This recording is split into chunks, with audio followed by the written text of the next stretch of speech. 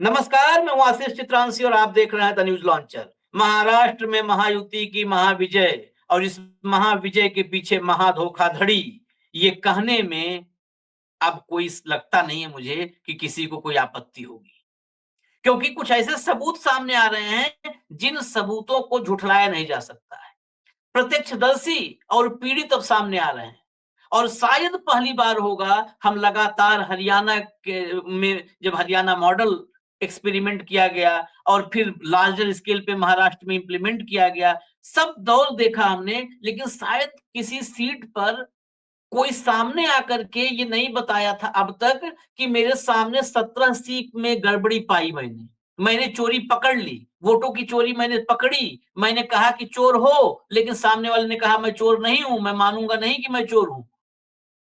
और जब सामने वाला अड़ गया, ढिठाई करने लगा, बेशर्मी दिखाने लगा, थेथराई दिखाने लगा, तो फिर क्या उपाय क्या बचता है? फिर आप काउंटिंग छोड़ के बाहर निकल जाओ। ऐसी ही घटना हुई है और पहली बार महाराष्ट्र के चुनाव के बाद जितने बड़े पैमाने पर सवाल खड़े हो रहे हैं, इन नतीजों को संदेह भरी दृष्टि से देखा जा रहा है। बड़ी तैयारियां हो रही हैं इस पूरे नतीजे को कोर्ट में घसीटने की। उस बीच में एक सीट का एक नेता वो सामने आया है और बताया, उस प्रत्याशी ने, उस नेता ने बताया कि उसके सामने उसने खुद जो है 17 सी से मिसमैच देखा, उसने शिकायत शुरू की, शिकायतों को सुना नहीं किया गया, वो एक के बाद एक के बाद एक शिकायत करता रहा, फरियाद करता रहा, गुहार करता रहा। लेकिन जब नहीं सुनी गई शिकायत तो उसने काउंटिंग छोड़ दी कि जब ऐसे ही जीतना है तो जीतो, मैं जा रहा हूं बाहर। मराठी में उसका बयान है, मैं आपको सुनाऊंगा काफी भाव से, कुछ शब्दों से आप समझ जाएंगे कहना क्या चाहता है। बाकी उसको जो हिंदी में मैं समझ पाया हूं मराठी के जानकार लोगों से, वो मैं आपको बताऊंगा। साथ ही एक विशेषज्ञ और बड़े एक्टिविस्ट मैं उनको कहता हूं, क्योंकि वो लगातार करप्शन से लेकर के, और ये सबसे बड़ा करप्शन तो देश में ये मशीन का करप्शन है, राजीव कुमार के आयोग का करप्शन है, जो लगातार आरोप लगाए जा रहे हैं, इस करप्शन तक बड़े शिद्दत से लगे हुए हैं लोगों को बेनकाब करने में, और उन जो है बेईमानों को या फर्जी फर्जी लोगों को उनको रोकने में लगे हुए हैं। राव साहब को लाइए कंट्रोल रूम, स्क्रीन पर जोड़िए, पहले फटाफट जोड़िए राव साहब को, फिर बयान हम दिखाएंगे। राजशेखर राव साहब हैं हमारे साथ। नमस्कार सर। अब मैं सीधा बिना वक्त जाया किए मैं वो बयान आपको सुनवाता हूँ, जरा वो बाइट सुनाइए, मराठी में है, दर्शकों से निवेदन है थोड़ा गौर से सुनिएगा। सुनाइए कंट्रोल रूम, बयान सुनाइए। काय सांगाल की काय झालं सर, काय झालं त्याच्यापेक्षा मी सर्वप्रथम असं सांगतो की सदरी मतमोजणी प्रक्रिया चालू आहे विधानसभा 143 डोंबिवली ह्या मतदान प्रक्रियेवरती आम्ही बहिष्कार टाकून आलेलो सगळी मंडळी। ही जेवढी जी मंडळी दिसत आहेत ही मंडळी आहेत ही मतमोजणी प्रक्रियेतील काउंटिंग एजंट आहेत ते। परंतु आता तिथे आम्ही निषेध केल्याचं कारण तुम्हाला सांगतो की पहिल्या राऊंडला टेबल नंबर 1 वरती पहिलीच मशीन आणि 17 सी मध्ये तफावत होती। आम्ही ऑब्जेक्शन घेतल्यानंतर त्यांनी आम्हाला उत्तर उडवाउडवीची दिली। आम्ही म्हटलं ठीक आहे, पुढचे आपण काही मशीन बघू। 6व्या ते 7व्या राऊंड पर्यंत जवळपास 20 ते 25 जे नियंत्रण युनिट आहे याच्यावरती आपण टोटल काउंट केली होती मताची, त्याची बॅटरी पर्सेंटेज ही 99 पॉईंट समथिंग आहे, 99% समजा आहे।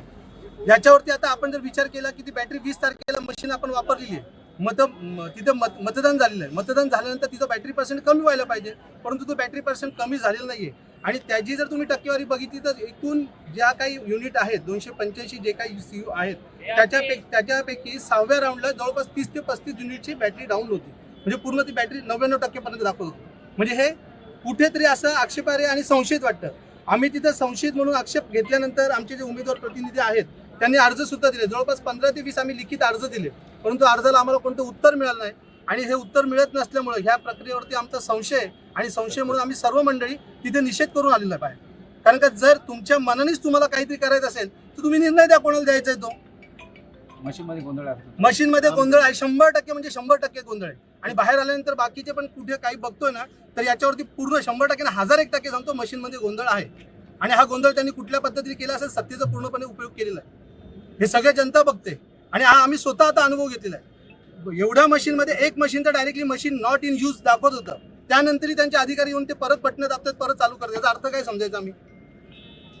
तुम्ही अर्ज. माझं नाव प्रमोद गोपीनाथ कांबळे. मी शिवसेना उद्धव बाळासाहेब ठाकरे या पक्षाचा कक्ष जिल्हा प्रसारक असून डोंबिवली येथील विभाग प्रमुख आहे आणि सध्या मी इथे निवडणूक प्रक्रियेतील मतमोजणीतलं एजंट आहे. ये उद्धव ठाकरे का योद्धा है. चलिए कम से कम एक योद्धा निकल के आया राव साहब, उद्धव ठाकरे का योद्धा, और डंके की चोट पर कहा 100% नहीं, 100% मतलब 100%, 100% नहीं, 1000% मैं गारंटी से बोल रहा हूं कि इस मशीन में झोल है. बैटरी का मामला हो, पहली मशीन खुली तभी से 1780 का मिसमैच, और शिकायत पर शिकायत मैं करता रहा, कोई नहीं जब सुनने वाला था, तो मैंने कहा जब ऐसे ही जीतना है तो तुम ही जीतो, मैं जाता हूं, और छोड़ दिया, बहिष्कार कर दिया गिनती का.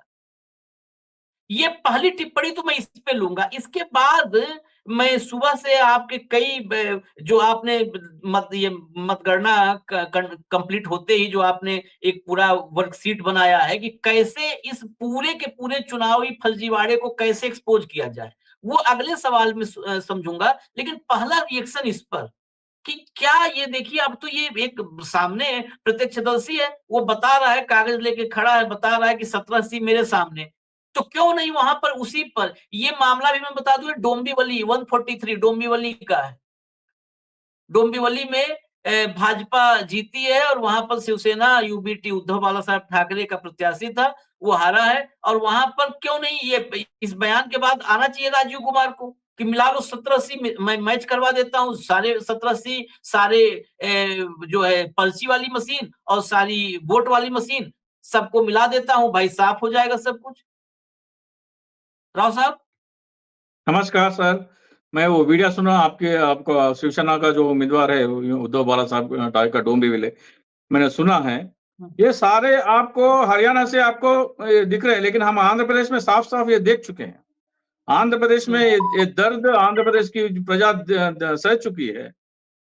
17 से वो फॉर्म होता है. एक ईवीएम जब आप खोलते हैं, हर एक उम्मीदवार को उस पार्टी के किस पार्टी के उम्मीदवार को कितने वोट आए, वो एक 17C का एक फॉर्म होता है. राव साहब, हम लोग बड़े संकट के दौर से गुजर रहे हैं, उसको सिर्फ मशीन बोलिए, मशीन, निवेदन है आपसे, मशीन बोलिए. उसका नाम लेने पर बड़ी आपत्ति होती है, यूट्यूब तक पहुंचे इन लोगों की.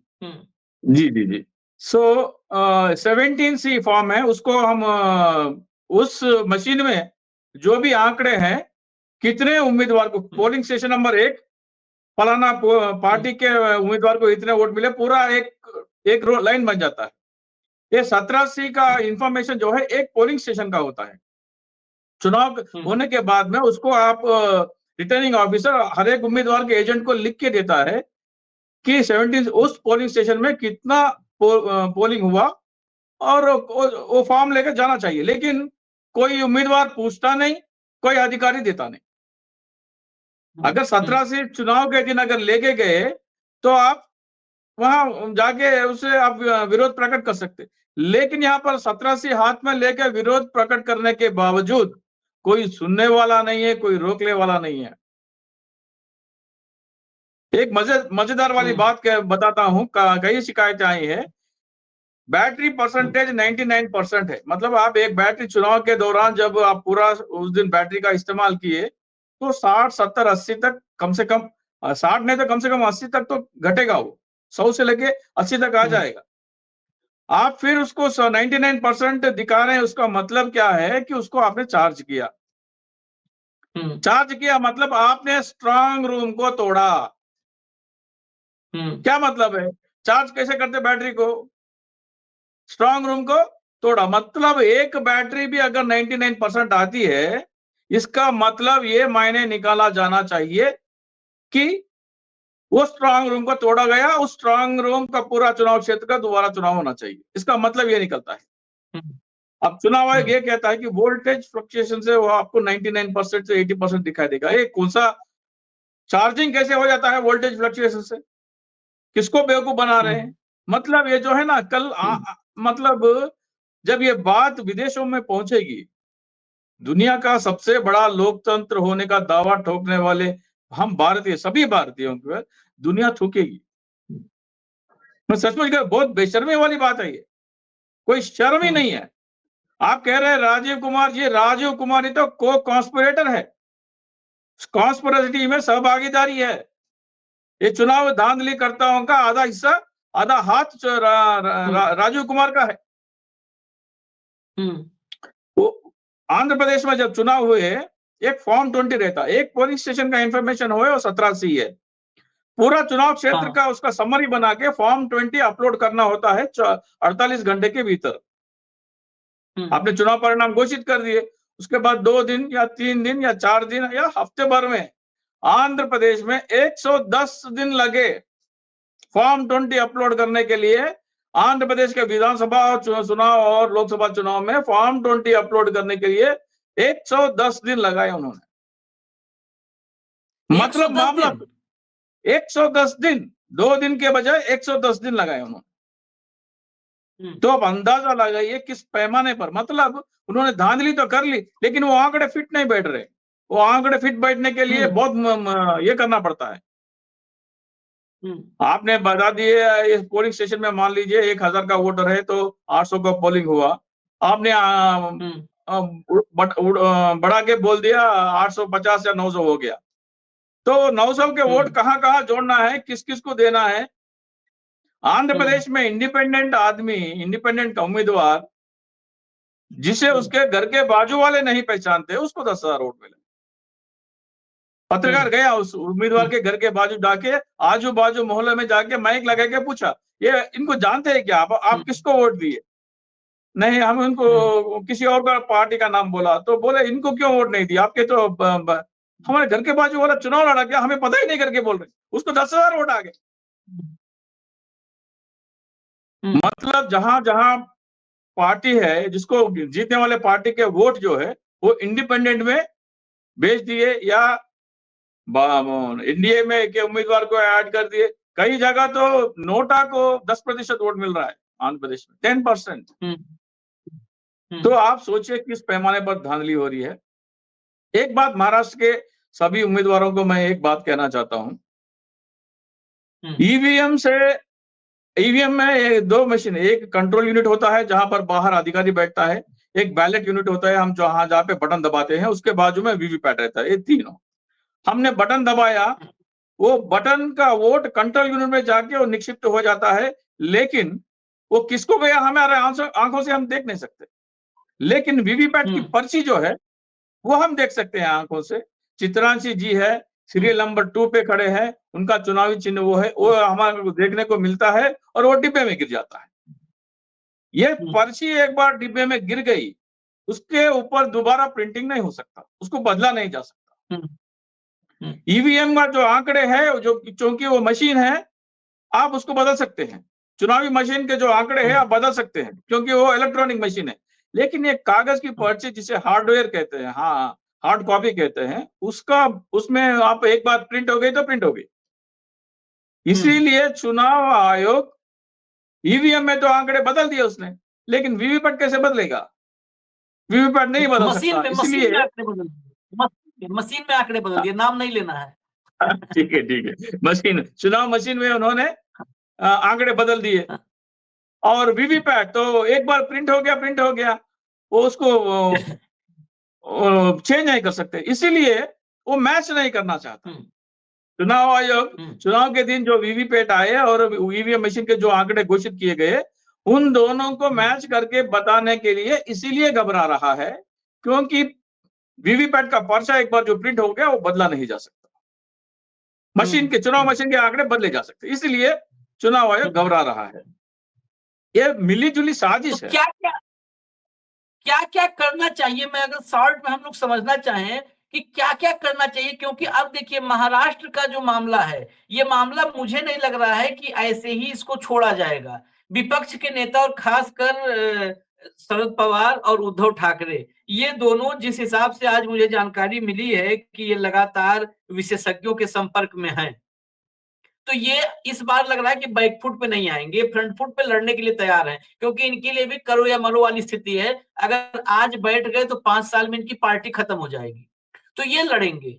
अब ये लड़ेंगे तो क्या-क्या करना चाहिए जिससे इस पूरे फर्जीवाड़े को एक्सपोज किया जा सके, जिसे फर्जीवाड़ा कह रहे हैं एक्टिविस्ट भी और अपोजिशन भी, उसको कैसे एक्सपोज किया जाए? क्या आपके पास कोई फॉर्मूला है?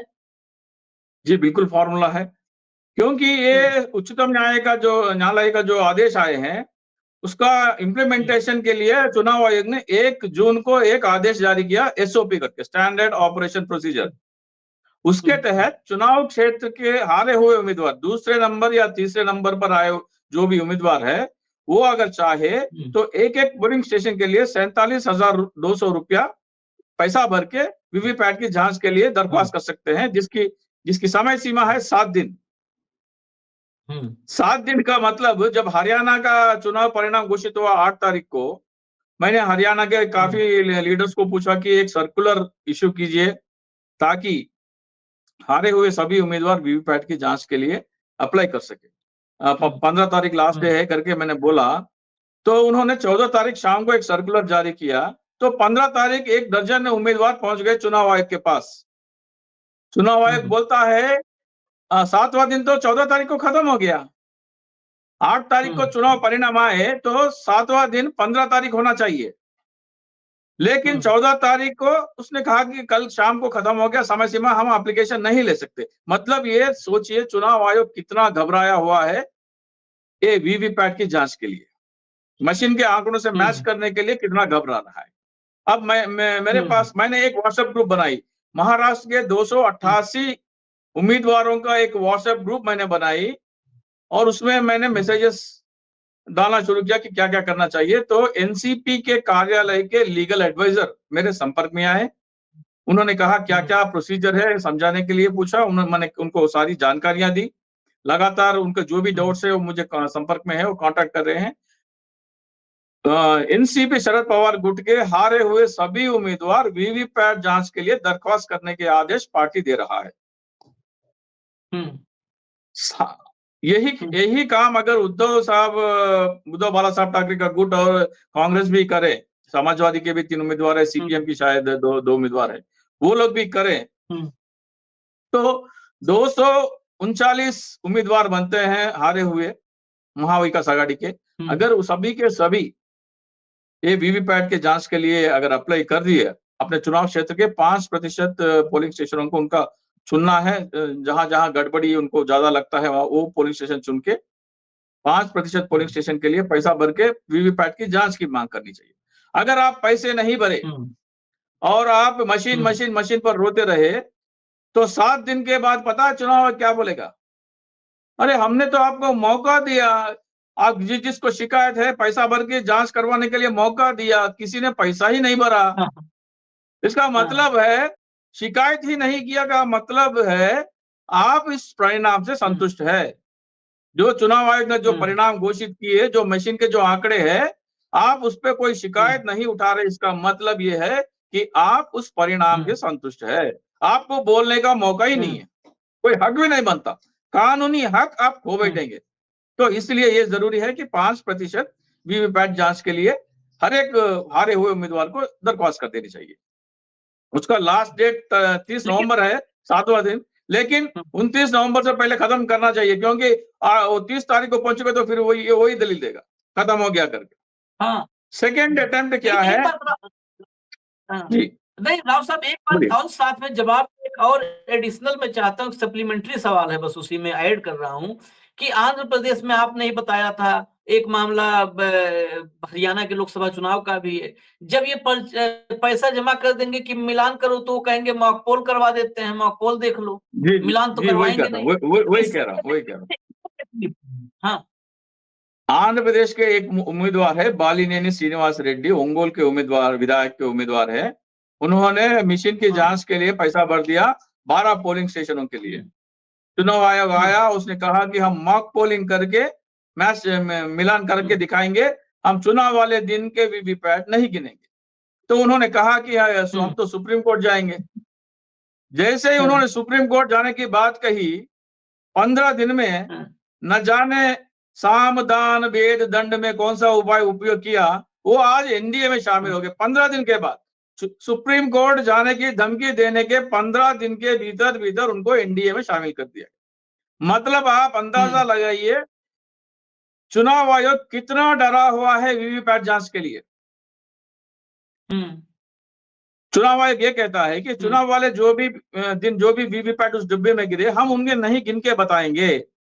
हम उसी मशीन से जिसको आपको शिकायत है, एक उसी वीवीपैट और उसी मशीन से आपको दोबारा एक मॉक पोलिंग करवाएंगे। आप 500,000 वोटर को लेके आइए, हम दोबारा चुनाव कराएंगे। अगर उस मॉक पोलिंग में धांधली पकड़ी जाती है तो मशीन गलत है, नहीं तो मशीन सच्चा है। मजेदार वाली बात बताऊं, मजेदार वाली बात यह है कि उस मॉक पोलिंग में जो जो उम्मीदवार चुनाव में हिस्सा लिए, उन उम्मीदवारों के नाम नहीं दिखेंगे। आशीष चित्रांशी, राजशेखर अगर उम्मीदवार है तो हमारे नाम और हमारे चुनाव चिन्ह से मॉक पोलिंग नहीं करवाया जाएगा। अल्फा, बीटा, गामा, डेल्टा ये नाम रहेंगे और इसके चिन्ह रहेंगे, उसी से मॉक पोलिंग कराएंगे। तो मैं फिर रोकूंगा एक सप्लीमेंट्री सवाल। ऐसा आप जितने सवाल पूछिए, आप जितने सवाल पूछिए, दर्शकों को हमें, दर्शकों के लिए हमें एक्सप्लेन करना जरूरी है। जी बोलिए। जब से मैं इस मशीन को लेकर के जब से मैंने कार्यक्रम करने शुरू किए, इस मशीन की ट्रांसपेरेंसी को लेकर सवाल उठाने शुरू किए, तब से जो सबसे ज्यादा तमाम विशेषज्ञ मेरे साथ रहे जुड़े, सबसे ज्यादा जिस पॉइंट पर उन्होंने बार बार चोट किया, उन्होंने कहा जो सिंबल फाइल जो की जाती है, सिंबल अपलोडिंग सिंबल फाइल होती है जो डाली जाती है आखिरी में, बिल्कुल चुनाव मतदान के पहले डाली जाती है, जो इंजीनियर आता है वो अपलोड करने के सिंबल फाइल। जी। तो क्या ये जो मॉक पोल से में भी अगर वो प्रत्याशी और सिंबल नहीं चाहते हैं कि राजीव कुमार वही रहे जो चुनाव मैदान में थे, दैट मीन्स कि जब मॉक पोल होगा तो नया सिंबल फाइल अपलोड किया जाएगा। इसका नया मतलब सिंबल फाइल हो जाएगा। अगर पुराना अपलोड होगा तो सिंबल फाइल में फेल है। हाँ, सिंबल फाइल में कुछ झोल होगा, वो अपलोड से शायद धांधली पकड़ी जाएगी, इसीलिए वो उसका इनकार कर रहे हैं। वो हो सकता है और उसके अलावा कुछ और भी हो सकते हैं। मतलब आप बोल सकते हैं, जो चुनाव मशीन को एक आदेश दे सकते हैं, 20 नवंबर को सुबह 11 तारीख से लेके शाम 6 बजे तक आप बेईमानी कीजिए, बोल के आदेश दे सकते हैं।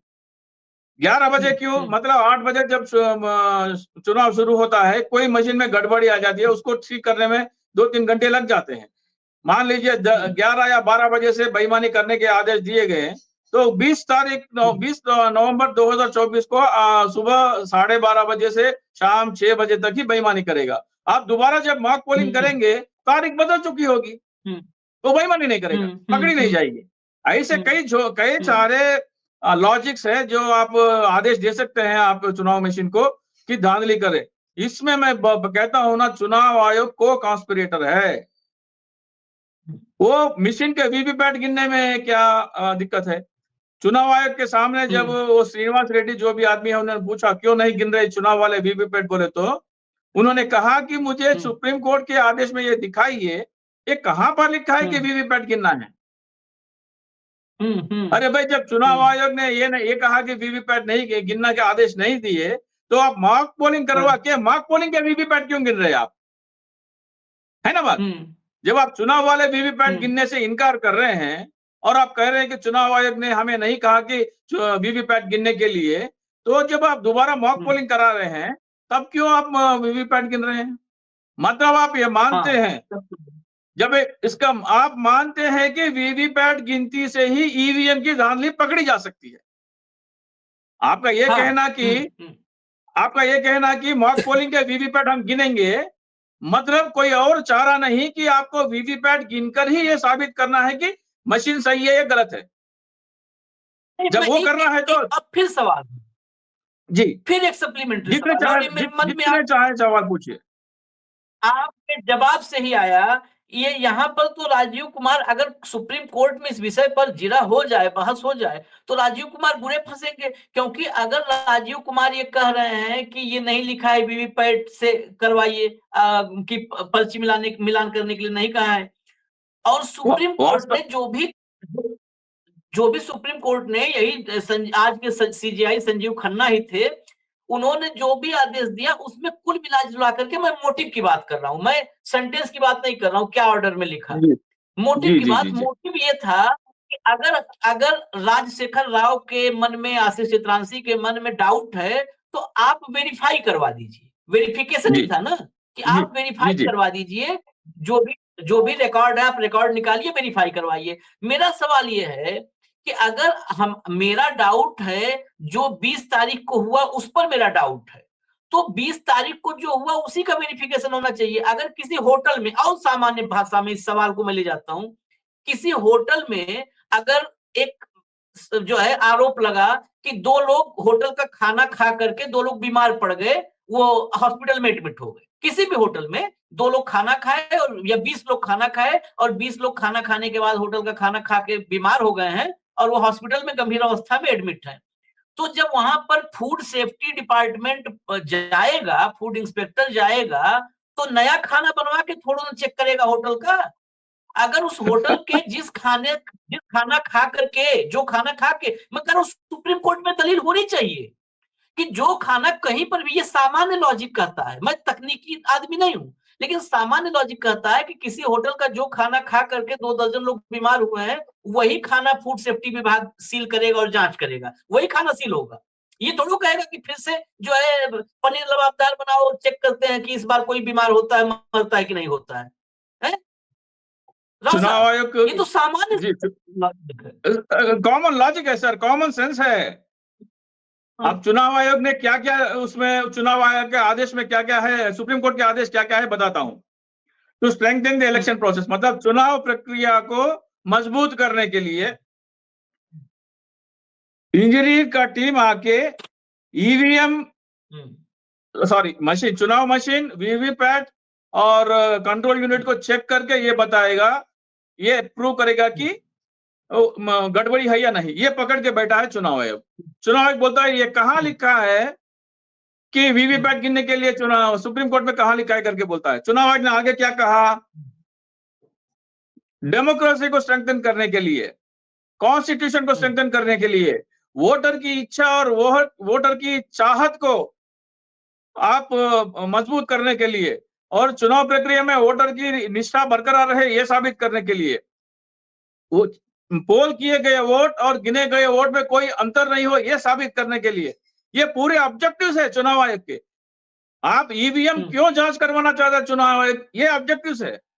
अगर आप चुनाव कहीं और हो, कोई और मशीन में, सॉरी कोई और वीवीपैट में हुआ और आप कोई और वीवीपैट गिन रहे हैं, तो आप तो धोखा दे रहे हैं, आप संविधान को धोखा दे रहे हैं, आप सुप्रीम कोर्ट की तौहीन कर रहे हैं, आप लोकतंत्र की हत्या कर रहे हैं, आप बाबा साहब अंबेडकर की तौहीन कर रहे हैं। जब ये बात बाहर के देशों में पहुंचेगी ना, कितना जलील होगा हमारा लोकतंत्र।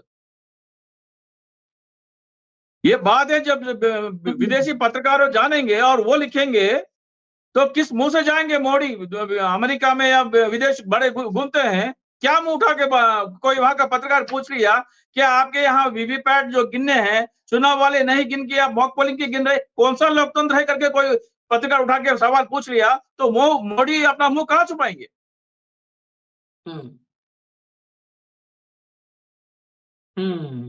इतना बड़ा धोखा हो रहा है, तो इसीलिए कंटेम्प्ट ऑफ कोर्ट का मामला है। ये कंटेम्प्ट ऑफ कोर्ट मेरे ख्याल से कोई ना कोई दायर कर देगा।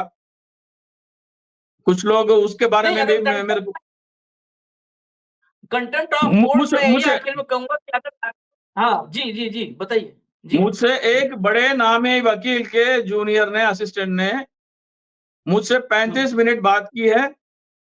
कंटेम्प्ट, उन्होंने यही पूछा कि ऑर्डर में जब ये नहीं लिखा है कि वीवीपैट गिनना है तो कंटेम्प्ट कैसे हुआ करके उन्होंने पूछा है।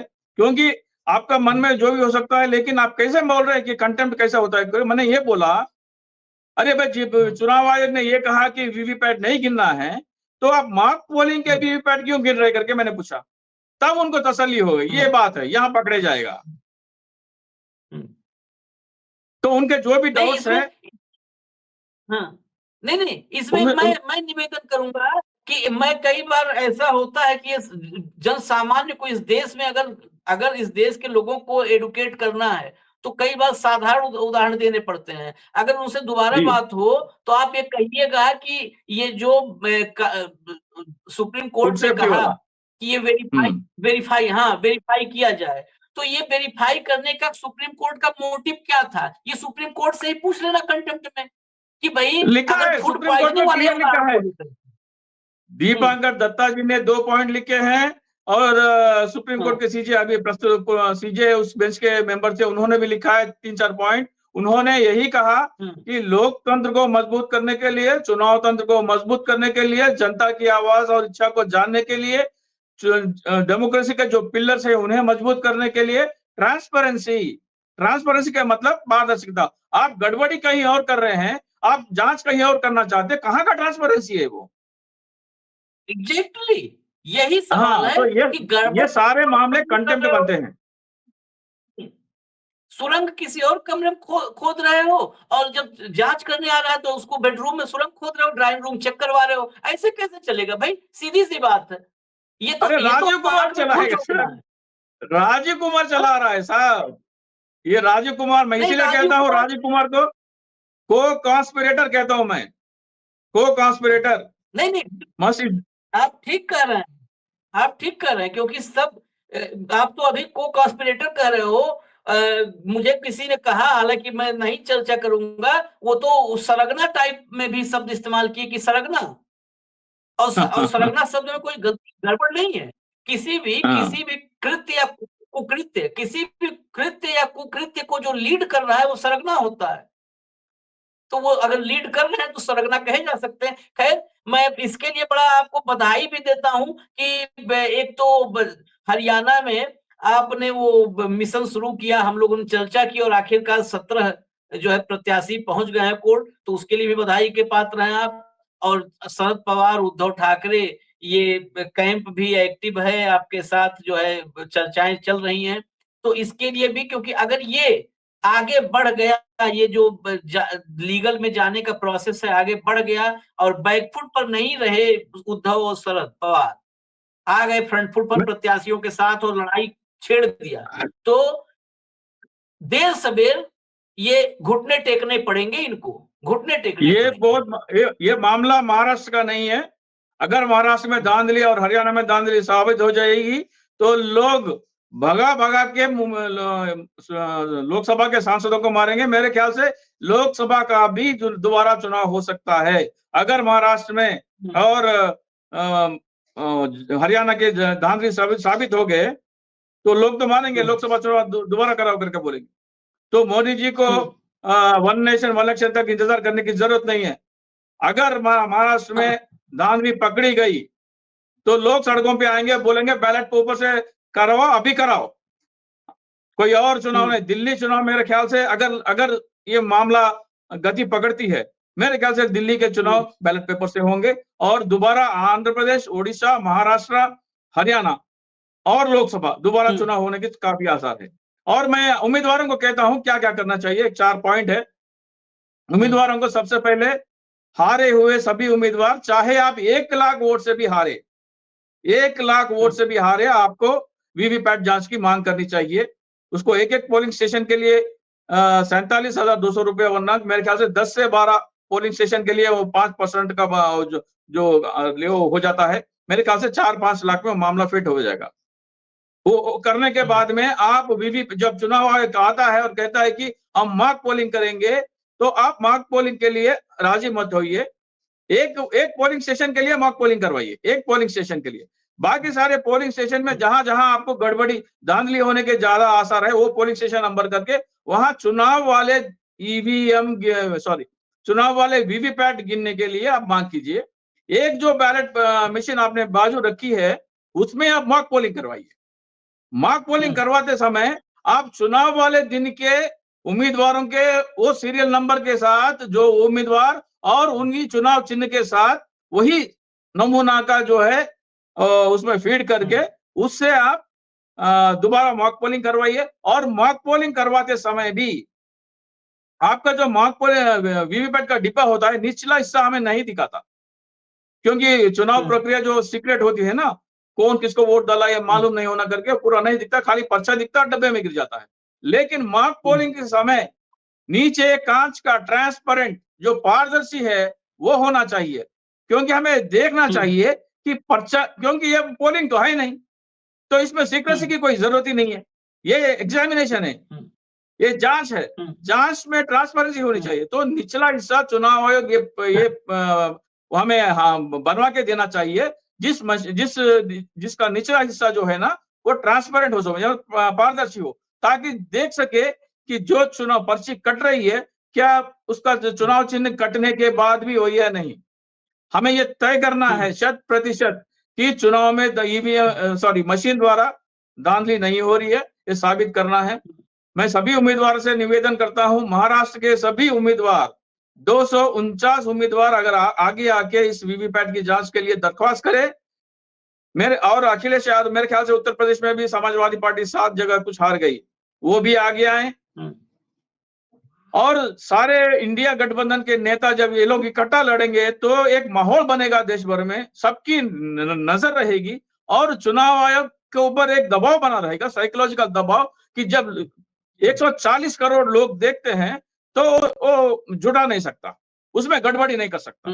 वो साइकोलॉजिकल प्रेशर बिल्डअप करने के लिए जनता को आपको मोटिवेट करना है। हर एक चीज आप जो भी कर रहे हैं, जो भी लड़ाई लड़ रहे हैं, वो जनता के सामने आपको रखना चाहिए। अगर आप मान लीजिए सारे उम्मीदवार आपके गुट के वीवीपैट की जांच करने के लिए जा रहे हैं, तो आपको जनता को बता देना चाहिए, ताकि वो जनता उत्सुकता से वो देख सके कि इसका परिणाम क्या निकल रहा है। अगर धांधली पकड़ी गई, इंडिया गठबंधन की इतनी सहानुभूति मिलेगी, मेरे ख्याल से 10 साल तक कोई छू नहीं पाएगा इंडिया गठबंधन के नेताओं को। और राहुल गांधी जी ने जो नारा उठाया, जिसके ऊपर सुप्रीम कोर्ट में मानहानि का दावा चल रहा है, चौकीदार चोर है, वो साबित हो जाएगा।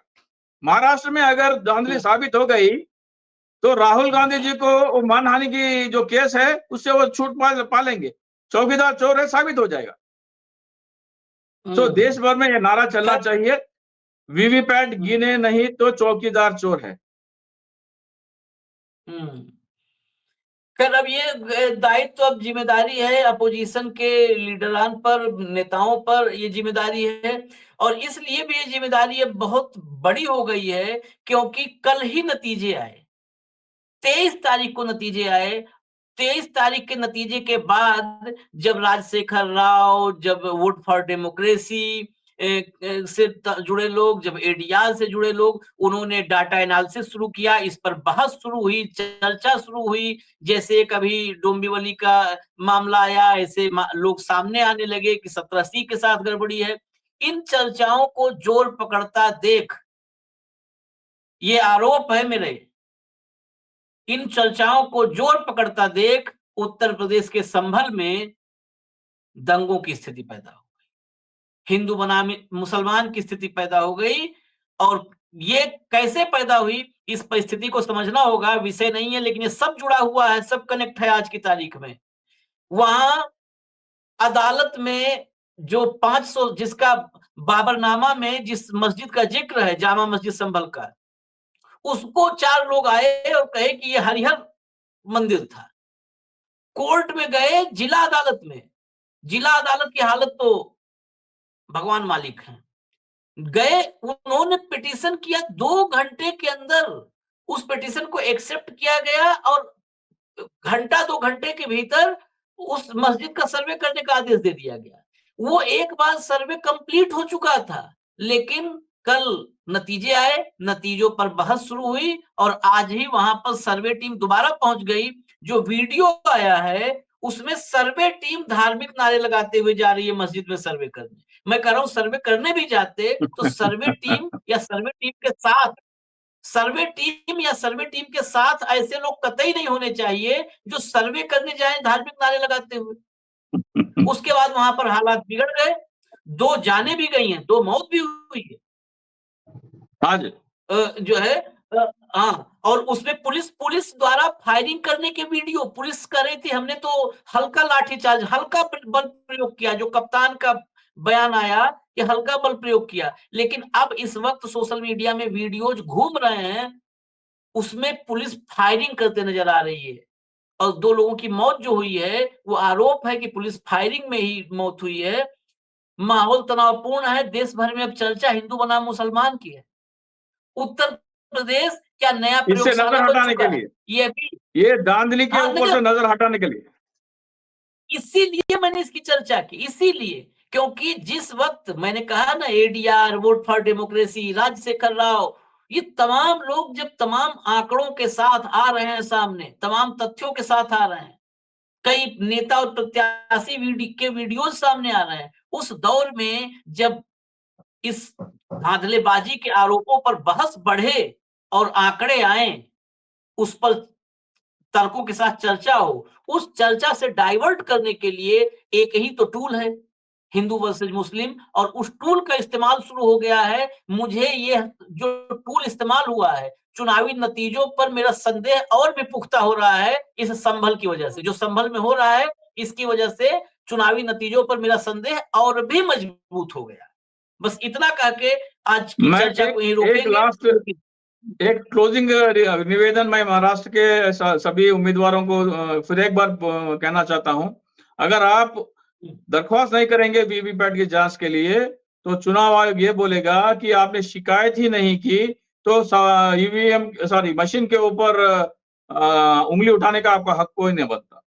जो उम्मीदवार वीवीपैट की जांच के लिए दरख्वास्त नहीं करता, उनको बकौल इलेक्शन कमीशन को कोई हक नहीं बनता कि आप शिकायत नहीं करें तो आपको उसके ऊपर उंगली उठाने का हक नहीं बनता। तो कम से कम उस चुनाव मशीन के ऊपर उंगली उठाने के लिए आपको सारे हारे हुए 239 उम्मीदवारों को ये दरख्वास्त कर देनी चाहिए 29 नवंबर से पहले। चलिए, बिल्कुल करना चाहिए, नहीं तो जैसे राजीव कुमार तमाम आरोपों पर मौन होते हैं, उसकी जांच नहीं करवाते हैं, तो मौन को हमेशा कबूलनामा माना जाता है। तो आपका मौन भी मत अगर मौन कहिए है तो भाई, कबूलनामा माना जाएगा कि चित्रांशी आपने हाँ जी, कबूल। मौन मत कहिए, मौन मत कहिए, सारा खेला उन्हीं का हुआ, वो मौन नहीं है। आपको मौन दिख रहे हैं क्या? वो इशारों नहीं, में मौन किस काफी काम मामले कर रहे में? नहीं, मौन किस मामले में है कि राजशेखर राव के सवालों पर मौन है, एडीआर के सवालों पर मौन है, वोट फॉर डेमोक्रेसी के सवालों पर मौन है, राहुल गांधी के सवालों पर मौन है, अखिलेश यादव ने 2022 में कुछ सवाल किए थे, डॉक्यूमेंट भेजे थे, उस पर आज तक मौन है। तो आपके सवालों पर मौन होंगे, बाकी तो शेरो शायरी करते हैं, बाकी तो 200 हाँ हैं। 200 सही बात। पार करवा देते हैं, 90% का स्ट्राइक रेट पहुंचा देते हैं, ये सब तो सक्षम है। खैर, इजाजत दीजिए, अब आप लोगों के हाथ में है, जो विपक्ष के प्रत्याशी है उनके हाथ में है, प्रयास राजशेखर राव साहब कर रहे हैं, उस प्रयास में जो भी हम आहुति दे सकते हैं वो हमेशा हम मुद्दों को उठा करके देते रहेंगे। नमस्कार, धन्यवाद सर, राजशेखर राव साहब, धन्यवाद। Thank you.